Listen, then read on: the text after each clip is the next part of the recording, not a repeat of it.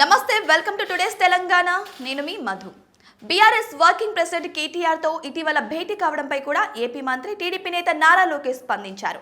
కేటీఆర్ ను కలుస్తానని ఆయన ఎందుకు కలవకూడదని ఆయన ప్రశ్నించారు.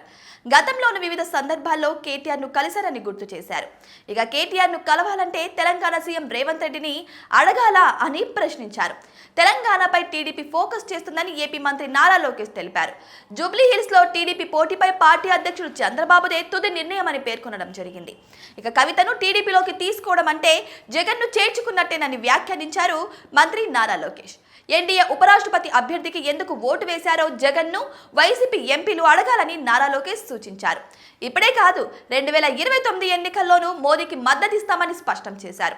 ఇక రెడ్ బుక్ లో చాలా స్కామ్లు ఉన్నాయని నారా లోకేష్ అన్నారు. అవన్నీ బయటకు వస్తాయని తెలిపారు. ఆ భయంతోనే జగన్ బెంగళూరులో ఉంటున్నారని విమర్శించారు. ఏపీ లిక్కర్ కేసులో ప్రభుత్వ జోక్యం లేదని ఆయన స్పష్టం చేశారు. ఈ కేసు విచారణ పారదర్శకంగా కొనసాగుతుందని తెలిపారు.